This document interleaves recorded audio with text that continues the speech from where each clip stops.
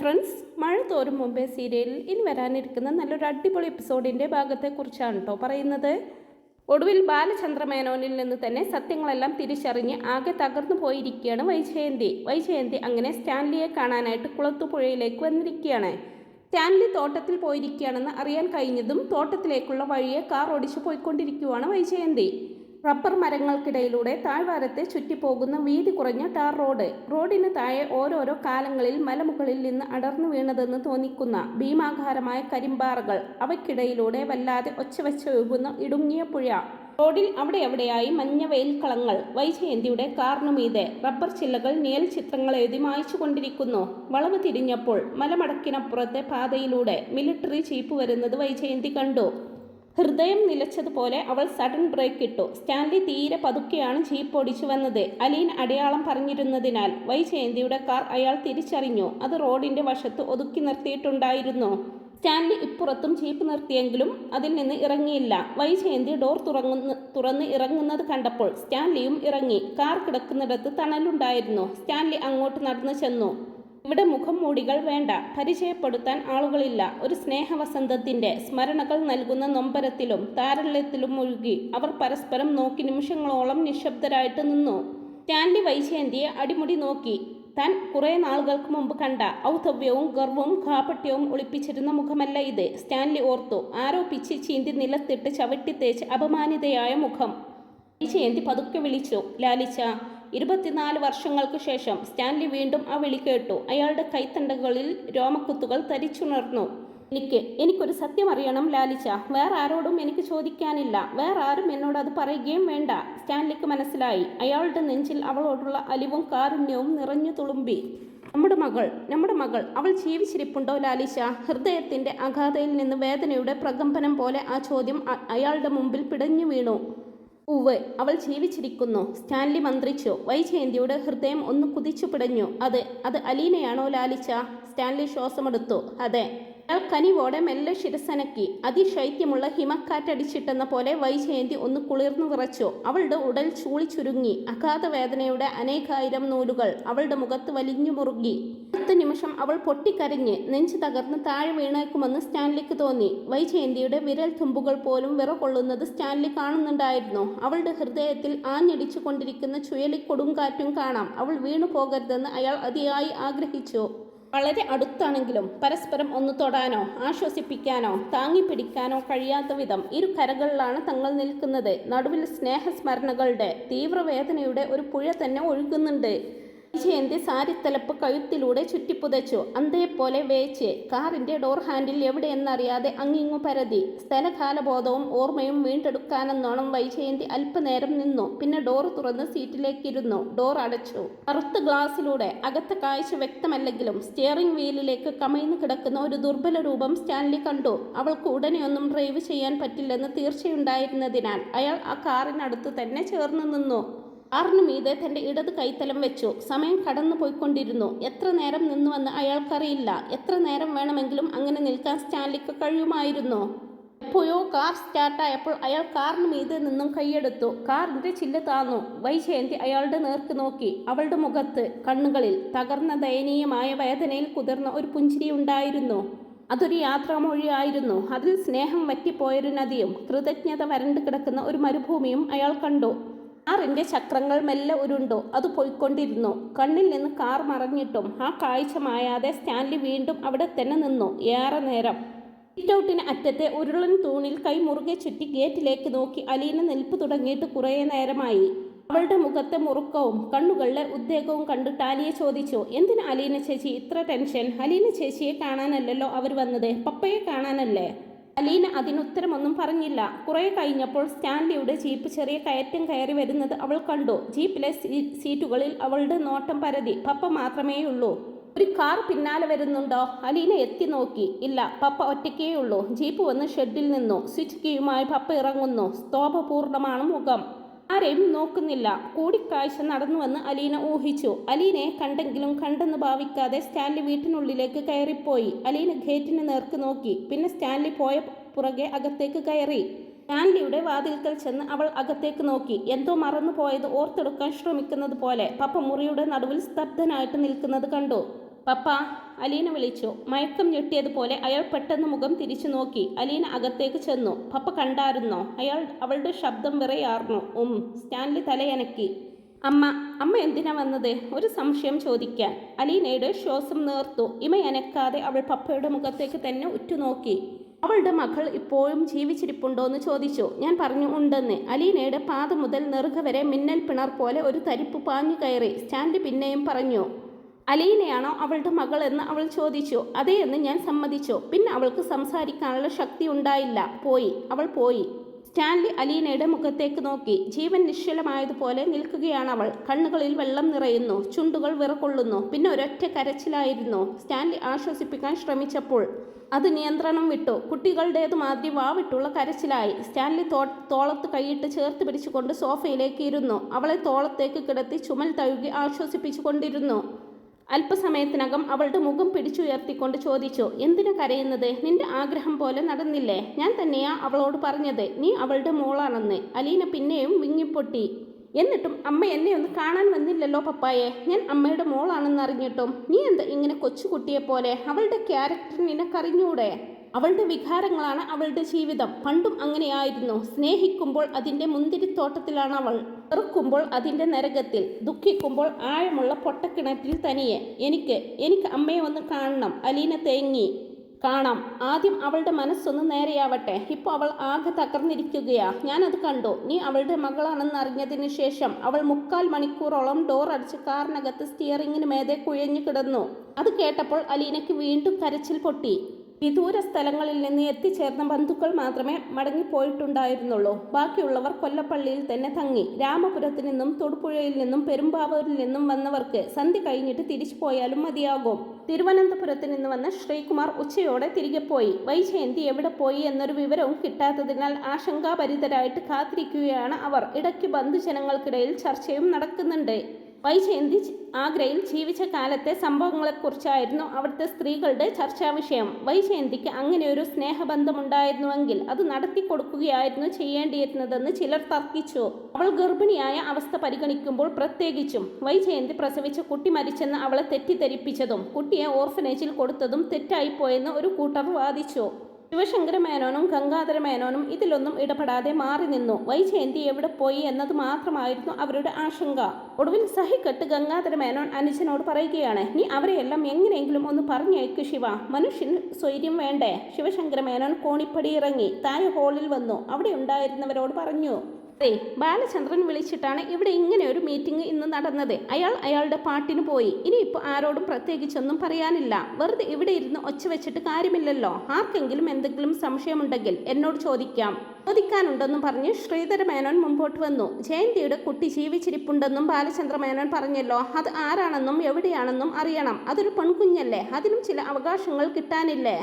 ജയന്തിയുടെ കുട്ടി ജീവിച്ചിരിപ്പുണ്ടെന്ന് ബാലചന്ദ്രനല്ലേ പറഞ്ഞത്? ഇവിടെ ആർക്കും അങ്ങനെ ഒരു കുട്ടി ഉള്ളതായിട്ട് അറിയില്ല. ആ കുട്ടി മരിച്ചുപോയി എന്നാണ് ഞങ്ങളുടെയൊക്കെ വിശ്വാസം. ആരാണ് നിങ്ങളോട് പറഞ്ഞത് മരിച്ചുപോയിന്ന്? ശ്രീധര മേനോൻ ചോദിച്ചു. രാവണി അമ്മാവൻ. അത് സത്യമാവണമെന്നില്ലല്ലോ. അത് മാത്രമല്ല, ബാലചന്ദ്രനോട് നിങ്ങൾ ചെയ്തതും ശരിയായ നടപടിയല്ല. ഭയങ്കര ചതിയല്ലായിരുന്നോ അത്?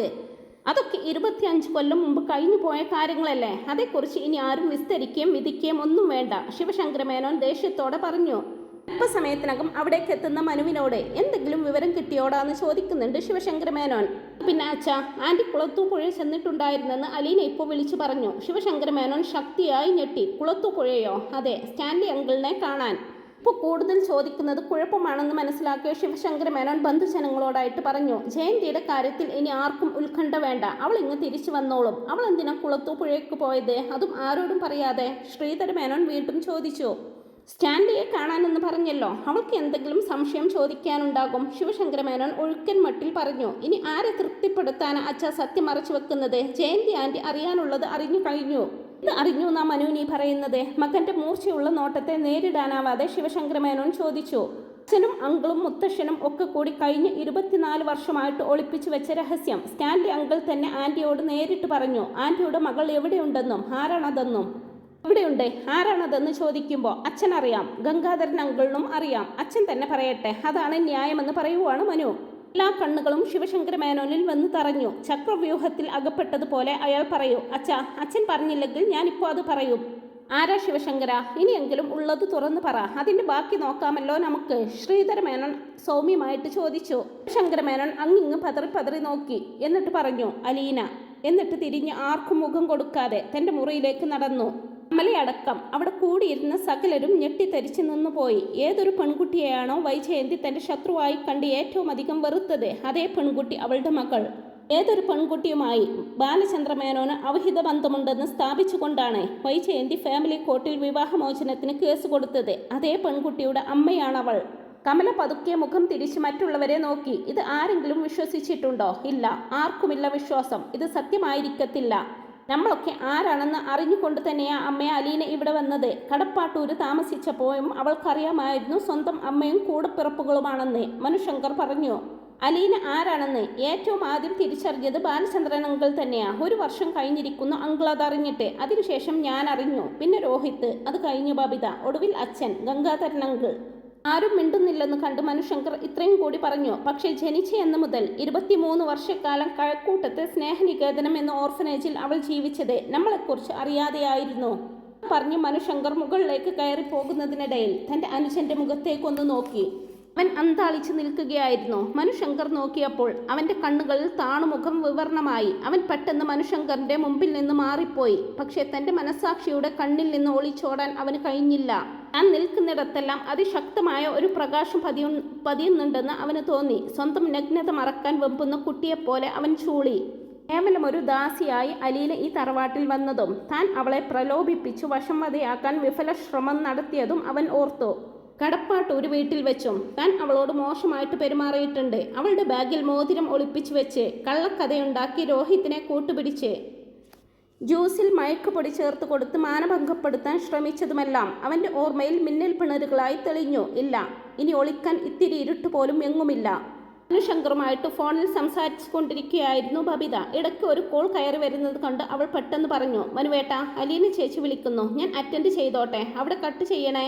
അടുത്ത നിമിഷം കോൾ മുറിഞ്ഞു. ഫോൺ ഒരു തവണ റിങ് ചെയ്തതും അവൾ പെട്ടെന്ന് തന്നെ എടുത്തു. ഹലോ അലീന ചേച്ചി. മോളെ, അമ്മ ഇവിടെ വന്നിട്ടുണ്ടായിരുന്നു. മനുവേട്ടനിപ്പം വിളിച്ചു പറഞ്ഞു അലീന ചേച്ചി. അവിടെ നിന്ന് പോരുമ്പോഴേ അമ്മക്ക് സംശയമുണ്ടായിരുന്നു, എനിക്കുറപ്പാ. എന്നിട്ടും ഇവിടെ വന്നപ്പം എന്നോടൊന്നും മിണ്ടിയത് പോലുമില്ല. അലീനയുടെ സ്വരത്തിൽ കണ്ണീരിൻ്റെ നനവുണ്ടെന്ന് ബബിതയ്ക്ക് മനസ്സിലായി. ഞാൻ ഓടിച്ചെന്നപ്പോഴേക്കും അമ്മ കാറിൽ കയറി പോയി കളഞ്ഞു മോളെ.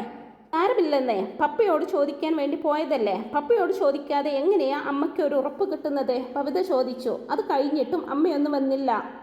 അയ്യോ, ഈ അലീന ചേച്ചിയുടെ ഒരു കാര്യം. അമ്മ ചേച്ചിയുടെ അടുത്ത് തന്നെ വരും, ഒരു സംശയവും വേണ്ട. മറുവശത്ത് ഒരു നനഞ്ഞ ദീർഘനിശ്വാസം ബബിത കേട്ടു.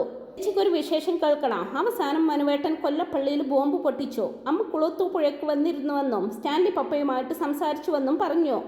ബാക്കി ഞാൻ പറയണ്ടല്ലോ. കൊല്ലപ്പള്ളി വീട്ടിലിപ്പോൾ അലീന ചേച്ചിയാണ് താരം. അവിടെയുള്ളവരുടെ ഞെട്ടൽ ഇപ്പോഴും മാറിയിട്ടില്ല. പോട്ടെ, അലീന ചേച്ചി ഇനി എന്നാ ഇങ്ങോട്ട് വരുന്നത്? ഞാൻ വരും, അടുത്ത് തന്നെ വരും, എനിക്ക് കാണണം നിങ്ങളെയൊക്കെയെന്നും പറഞ്ഞുകൊണ്ട് അലീന ഫോൺ കട്ട് ചെയ്യുകയാണ്. അല്പസമയത്തിന് ശേഷം കൊല്ലപ്പള്ളിയിലെ അതിഥികളൊക്കെ പതിയെ പതിയെ മടങ്ങിപ്പോയി തുടങ്ങിയിരുന്നു. എന്ത് ചെയ്യണമെന്ന് ശിവശങ്കരമേനോന് അറിഞ്ഞുകൂടാത്തതിനാൽ ജ്യേഷ്ഠൻ്റെ സഹായവും പിന്തുണയും അയാൾക്ക് കൂടിയേ കഴിയുമായിരുന്നുള്ളൂ. അതുകൊണ്ട് തന്നെ ഗംഗാധരമേനോൻ തിരിച്ചു പോയിട്ടുണ്ടായിരുന്നില്ല. പൊട്ടിത്തെറിച്ച് അകന്നു പോയ പോലെ അവരുടെ മുമ്പിൽ 3 ചിഹ്നഗ്രഹങ്ങൾ നിൽപ്പുണ്ട്. 1 വൈജയന്തി, 2 ബാലചന്ദ്രമേനോൻ, 3 അവരുടെ 3 മക്കൾ. ഇതെല്ലാം കൂടി ഇനിയും എങ്ങനെ കൂട്ടി യോജിപ്പിക്കുമെന്ന് ഗംഗാധരമേനോന്റെ കുശാഗ്ര ബുദ്ധിക്ക് പോലും അറിഞ്ഞില്ല. വൈജയന്തി മക്കളുടെ അടുത്ത് തിരിച്ചെത്തുമെന്ന പ്രതീക്ഷയിൽ കാത്തിരിക്കുകയാണ് അവർ. മനുശങ്കർ അലീനയെ വിളിച്ചപ്പോൾ അറിഞ്ഞത് സ്റ്റാൻലിയുമായിട്ടുള്ള കൂടിക്കാഴ്ചയ്ക്ക് ശേഷം ഏകദേശം 6 മണിയോടെ വൈജയന്തി കുളത്തൂപ്പുഴയിൽ നിന്ന് തിരിച്ചു പോന്നു എന്നായിരുന്നു. ഇപ്പോൾ 9 മണി എങ്കിലും ആയിട്ടുണ്ടാകും. ശിവശങ്കരമേനോൻ ആരോടൊന്നില്ലാതെ പറഞ്ഞു. മനുശങ്കർ 8 മണിയോടെ വൈജയന്തിയുടെ വാടക വീട്ടിലേക്ക് പോയി. അമ്മ തിരിച്ചു വരാത്തതിനാൽ വിഷണ്ണരായിട്ട് ഇരിക്കുകയായിരുന്നു രോഹിത്തും ബബിതയും കൃഷ്ണമോളും. അലീന ചേച്ചിതെ ഇപ്പോഴും കൂടെ വിളിച്ചതേയുള്ളൂ, അമ്മ എത്തിയില്ലേ എന്നും ചോദിച്ച്. കുളത്തുപുഴയെന്ന് ഡ്രൈവ് ചെയ്ത് വരണ്ടേ, 3-4 മണിക്കൂറെങ്കിലും എടുക്കും. മനുശങ്കർ അതും പറഞ്ഞ് അവരെ സാന്ത്വനിപ്പിക്കാൻ ശ്രമിച്ചു. ബാർ ഹോട്ടലിലെ റെസ്റ്റോറൻറ്റിൽ നിന്ന് ഇറങ്ങുമ്പോൾ ബാലചന്ദ്രമേനോന്റെ കാലുകൾ ഇടറുന്നുണ്ടായിരുന്നു. റെസ്റ്റോറൻറ്റിലെ എല്ലാ മേശകളിലും കുടിയന്മാരെ കൊണ്ട് നിറഞ്ഞിരുന്നു. രാത്രി ആയതൊന്നും അയാൾ ഇതുവരെ അറിഞ്ഞിട്ടുണ്ടായിരുന്നില്ല. ഹോട്ടലിനുള്ളിലെ AC-യിൽ നിന്ന് ഇറങ്ങിയപ്പോൾ തലയുടെ ഭാരം ഇരട്ടിച്ചു. തലയ്ക്കകത്തും ഇരുട്ട്, പുറത്തും ഇരുട്ട്. കാറിനുള്ളിൽ കയറി എങ്ങോട്ട് പോകണമെന്നറിയാതെ അയാൾ ഡ്രൈവിംഗ് സീറ്റിലിരുന്നു. എങ്ങോട്ടും പോകാനില്ല.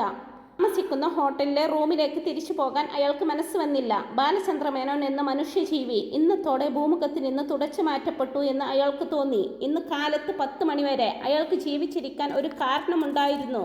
ഇനി വേണമെങ്കിൽ ആ ജീവിതം അവസാനിപ്പിക്കാം. ലോകത്തിന്റെ മുമ്പിൽ ഇതിഹാസപാത്രമായി കുറെ കാലം കൂടി ജീവിച്ചിരുന്നിട്ട് ഒന്നും നേടാനില്ല. പരിചയമുള്ള ഒരു മുഖം പോലും ഇനി കാണാൻ ഇടവരരുത്. കാർ ഓടിക്കൊണ്ടിരിക്കുന്നത് കണ്ട് ബാലചന്ദ്രമേനോൻ അത്ഭുതപ്പെട്ടു. ഇത് എങ്ങനെ സംഭവിച്ചു? ലോകത്ത് എപ്പോഴും അത്ഭുതങ്ങൾ നടക്കുന്നുണ്ടല്ലോ. മറ്റൊരു കാറിന്റെ വെളിച്ചം കണ്ണിലടിച്ചപ്പോൾ ബാലചന്ദ്രമേനോൻ മുഖം തിരിച്ചു കളഞ്ഞു. ആ വെളിച്ചം പോയി. അത്ഭുതം. കാർ ഓടിക്കൊണ്ടിരിക്കുന്നു. പാലത്തിന്റെ കൈവരിയോട് ചേർന്നുള്ള ഫുട്പാത്തിൽ കൂടിയാണ് സഞ്ചാരം. അത് കൊള്ളാം. ബാലചന്ദ്രമേനോൻ ചിരിച്ചു. ഹോളിവുഡ് ആക്ഷൻ സിനിമകളിൽ അയാൾ ഇങ്ങനത്തെ ദൃശ്യങ്ങൾ കണ്ടിട്ടുണ്ട്. ഒരു വശത്ത് 2 ചക്രങ്ങളാണ് ഫുട്പാത്തിലൂടെ ഓടുന്നത്. കോൺക്രീറ്റ് സ്ലാബുകളുടെ വക്കിലുരഞ്ഞ് കാറിന്റെ അടിത്തട്ട് പൊളിയുന്നുണ്ടെന്ന് അയാൾക്ക് തോന്നി. ഫുട്പാത്തിന്റെ അറ്റത്ത് നിന്ന് കാർ 2 അടിയോളം താഴേക്ക് ചാടി. എന്നിട്ടും നിൽക്കാതെ വീണ്ടും ഉരുണ്ടു. അതും കൊള്ളാം. ബാലചന്ദ്രമേനോൻ കാറിനെ അഭിനന്ദിച്ചു. ഇനി ഞാനേറ്റു.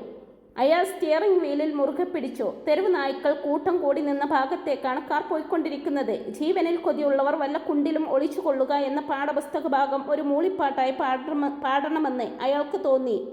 നേരം രാത്രി 10 മണിയോടടുത്തിരുന്നതിനാൽ റോഡിൽ വാഹന തിരക്കോ ജനത്തിരക്കോ ഉണ്ടായിരുന്നില്ല. കടപ്പാട്ടൂർ റോഡിലൂടെ കാർ ഓടിക്കൊണ്ടിരുന്നു. ഒരു വശത്തേക്ക് ചെരിഞ്ഞു പോകുന്ന തല നിവർത്തി പിടിക്കാൻ വേണ്ടി ബാലചന്ദ്രമേനോൻ സ്റ്റിയറിംഗിൽ ബലം കൊടുത്തു. വീണ്ടും അത്ഭുതം. ആരോ കാറിന് മുമ്പിൽ ഒരു അടഞ്ഞ ഗേറ്റ് കൊണ്ടുവച്ചിട്ട് കടന്നു കളഞ്ഞിരിക്കുന്നതായിട്ട് അയാൾക്ക് തോന്നി. ബാലചന്ദ്രമേനോന്റെ കണ്ണുകൾ ഗേറ്റിലെ ഇംഗ്ലീഷ് അക്ഷരങ്ങളിലൂടെ ചാടി മറിഞ്ഞു. നെടും പുരക്കൽ. ബാലചന്ദ്രമേനോൻ ചിരിയോടെ കാറിൽ നിന്നും ഇറങ്ങി. അതെന്തായാലും നന്നായി. ഏതായാലും നന്നായി. അയാൾ പിറുപിറുത്തു. വേറെ വല്ല ഗേറ്റുമായിരുന്നെങ്കിൽ കടന്നു പോകാൻ കഴിയാതെ ഇവിടെ കാത്തു കിടക്കേണ്ടി വന്നേനെ എന്ന് വിചാരിച്ചുകൊണ്ട് അയാൾ കീ ഹോളിൽ നിന്നും താക്കോൽ കൂട്ടമെടുത്ത് ഗേറ്റ് തുറന്നു. ശരിയായ താക്കോൽ കണ്ടുപിടിക്കാൻ അയാൾക്ക് അല്പം പ്രയാസപ്പെടേണ്ടി വന്നു. ഇതെവിടെ നിന്ന് വന്നു ഇത്രയും താക്കോൽ? ആകെ 5 എണ്ണമേ ഉണ്ടായിരുന്നുള്ളൂവെങ്കിലും അതൊരു 15 എണ്ണം ഉണ്ടെന്ന് ബാലചന്ദ്രമേനോന് തോന്നി. ഒടുവിൽ അയാൾ താക്കോൽ കണ്ടുപിടിച്ച് ഗേറ്റ് തുറന്നിട്ടു. പിന്നെ നീളം കൂടിയ താക്കോലിൽ പിടിച്ചുകൊണ്ട് കാറിൽ ചെന്ന് കയറി. അതിനാൽ കാറിന്റെ സ്വിച്ച് കീക്ക് വേണ്ടി അധികം ബുദ്ധിമുട്ടേണ്ടി വന്നില്ല. പക്ഷേ കീ ഹോൾ ബാലചന്ദ്രമേനോൻ ഉദ്ദേശിച്ച സ്ഥലത്ത് നിന്ന് മാറിപ്പോയിരുന്നു. അതൊരു സൂചിക്കുയൽ പോലെ പിടികൊടുക്കാതെ കുറെ വഴുതി കളിച്ച ശേഷം വഴങ്ങി. പിന്നെ ബാലചന്ദ്രമേനോൻ കണ്ടത് കരിയിലകൾ കൊണ്ട് മൂടിപ്പോയ ഒരു മുറ്റമാണ്. മുമ്പിൽ ഒരു വീടിന്റെ സിറ്റൗട്ട് കണ്ട് ബാലചന്ദ്രമേനോൻ സഡൻ ബ്രേക്ക് ഇട്ടു. എന്നിട്ടും ബമ്പർ ഇടിച്ചാണ് കാർ നിന്നത്. ഡോർ തുറന്നിറങ്ങി. ഡോർ അടിച്ചിട്ട് ബാലചന്ദ്രമേനോൻ അതിൽ ചാരി നിന്നു. നീ ആണ് എന്നെ ഇവിടെ എത്തിച്ചത്. കൊള്ളാം. അയാൾ കാറിനെ അഭിനന്ദിച്ചു. സ്വിച്ച് കീ ഊരിയെടുത്ത ശേഷം ഹെഡ്ലൈറ്റിന്റെ വെളിച്ചത്തിൽ അയാൾ ആടി സിറ്റൗട്ടിലേക്ക് കയറി. കാർ ഇടിച്ച ശബ്ദം കേട്ട് റോഡിലൂടെ പോയ 2 പേർ മതിലിനപ്പുറത്ത് നിന്ന് എന്ത് പറ്റിയെന്ന് വിളിച്ചു ചോദിക്കുന്നുണ്ടായിരുന്നു. ബാലചന്ദ്രമേനോൻ സിറ്റൗട്ടിൽ നിന്ന് അവരുടെ നേർക്ക് കൈ വീശിക്കാട്ടി. ഒന്നുമില്ല, ഒരു കുഴപ്പവുമില്ല, എല്ലാം കറക്റ്റാണ്. ബാലചന്ദ്രമേനോൻ കറക്റ്റാണ്. അയാൾ കീ ചെയിനിൽ നിന്നും താക്കോൽ തിരഞ്ഞു പിടിച്ചു. സിറ്റൗട്ടിൽ നിറയെ പത്രമാസികകളും കത്തുകളും നോട്ടീസുകളും ചിതറിക്കിടന്നു. പുരക്കൽ ബാലചന്ദ്രമേനോൻ. അയാൾ തന്നെത്താൻ പറഞ്ഞു. നിന്റെ വീടിപ്പോ ക്ഷുദ്രജീവികളുടെ തലസ്ഥാനം. നടുമുറ്റത്തിന്റെ ചെറുചതുരത്തിന് ചുറ്റുമുള്ള ചുറ്റുവരാന്തയിലൂടെ അയാൾ നടന്നു. ഈ വീട് എന്നാണ് പണി കഴിപ്പിച്ചത്? അയാൾ ഓർക്കാൻ ശ്രമിച്ചു. വിവാഹത്തിന് മുമ്പായിരുന്നോ അതോ ശേഷമായിരുന്നോ? ഓർമ്മ നേരെ നിൽക്കുന്നില്ല. ധനികനായതിനു ശേഷമുള്ള ബാലചന്ദ്രമേനോനോട് അയാൾക്ക് പുച്ഛവും വെറുപ്പും തോന്നി. അയാൾ കുറച്ച് പണമുണ്ടാക്കി. അയാൾ ഒരു വിഡ്ഢിയെപ്പോലെ അതിന് കാവലിരുന്നു. പണം പോലും തൻ്റെ മനസ്സിനിണങ്ങിയ വിധം ചിലവാക്കാൻ പോലും അയാൾക്ക് അധികാരമുണ്ടായിരുന്നില്ല. അതിനും വളരെ കാലം മുമ്പ് ഒരു ബാലചന്ദ്രമേനോൻ ഉണ്ടായിരുന്നു. ബാലൻ എന്നായിരുന്നു അവൻ്റെ വിളിപ്പേര്. പഴയ ബാലനിലേക്ക് തിരിച്ചു പോകാൻ ബാലചന്ദ്രമേനോൻ കൊതിച്ചുകൊണ്ടിരുന്നു. അന്നത്തെ ബാലൻ വിശപ്പകറ്റിയിരുന്നത് അന്നത്തെ അതിരില്ലാ പറമ്പുകളിലെ മാവും പ്ലാവും പേരമരങ്ങളും ചാമ്പയുമൊക്കെയായിരുന്നു. കുട്ടിക്കുരങ്ങനെ പോലെ ഏത് മരത്തിലും അവൻ അള്ളിപ്പിടിച്ച് കയറും. കൈതക്കൽ മാളിക വീട്ടിൽ അവധിക്കാലം ആഘോഷിക്കാനെത്തുന്ന കുട്ടികൾ അവനെ വിളിച്ച് മാവിലോ ചാമ്പയിലോ കയറുമായിരുന്നു. കൈതക്കൽ കുട്ടികൾക്ക് സമ്മാനിച്ചിരുന്ന ആ നിഷ്കളങ്ക ജീവിയോട് ബാലചന്ദ്രമേനോന് ഇപ്പോൾ അളവറ്റ സ്നേഹവും വാത്സല്യവും അലിവും തോന്നി. അവന് വിശപ്പിന്റെ കൈപ്പറിയാം, ആഹാരത്തിന്റെ രുചി അറിയാം. ബാല, അതായിരുന്നു ജീവിതം. നീ ആയിരുന്നു മനുഷ്യൻ. നിനക്കെന്ത് പറ്റി മോനെ? നിന്നെ ആരാണ് ഇത്ര ക്രൂരമായിട്ട് അടിച്ചത്? ആരാണ് നിനക്ക് ഈ വേഷം തുന്നിത്തന്ന് അണിയിച്ച് നിന്നെ കോമാളിയാക്കിയത്? ആരാണ് നിന്നെ ഇത്രയധികം വേദനിപ്പിച്ചത്? അതിനുവേണ്ടി നീ എന്ത് പാപം ചെയ്തു? അവനെ വീണ്ടും ഒന്ന് കാണാൻ, അവൻ്റെ നെറുകയിലൊന്ന് തലോടാൻ, അവൻ്റെ നിറ കണ്ണുകളൊപ്പാൻ, വീണ്ടും അവനിലേക്ക് തിരിച്ചു പോകാൻ അയാൾ വെമ്പൽ കൊണ്ടു. മുഖത്ത് വന്നൊട്ടിയ ചിലന്തി വല പോലും തുടച്ചു മാറ്റാതെ അയാൾ കോണിപ്പടിയുടെ മുകളിലത്തെ പടിയിൽ ഇരുന്ന് ചുമരിലേക്ക് ചാരി. ഒന്നും വേണ്ടായിരുന്നു, എനിക്ക് ഇതൊന്നും വേണ്ടായിരുന്നു. നിശ്ചലതയിലും നിശബ്ദയിലും ആഴ്ന്നു കിടക്കുന്ന ആ വീടിനോടും അതിലെ ഉപകരണങ്ങളോടും വീട്ടിനുള്ളിലെ തണുത്ത വായുവിനോടും അയാൾ ആവലാതിപ്പെട്ടു. പോക്കറ്റിൽ കിടന്ന് സെൽഫോൺ ശബ്ദിച്ചപ്പോൾ അയാൾ അതെടുത്തു നോക്കി. അലീന. കോൾ ബട്ടൺ പ്രസ് ചെയ്ത് അയാൾ ഇരുട്ടത്തൊളിച്ച കുട്ടിയെപ്പോലെ മിണ്ടാതിരുന്നു. അച്ഛാ. അല്പസമയത്തിനു ശേഷം അലീനയുടെ ശബ്ദം കേട്ടു.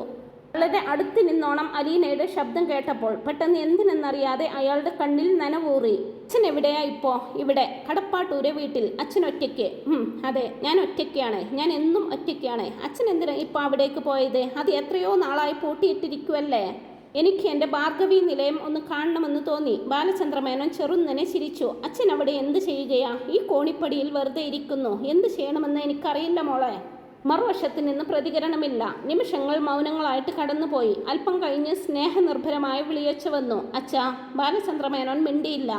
ഞാനില്ലേ അച്ഛനെ? ആര് പറഞ്ഞു അച്ഛൻ തനിച്ചാണെന്ന്? അച്ഛനെ ആർക്കും വേണ്ടാതായിട്ടുമില്ല. എനിക്ക് അച്ഛനെ കാണണം. നാളെ തന്നെ ഞാൻ അങ്ങോട്ട് വരുന്നുണ്ട് കേട്ടോ.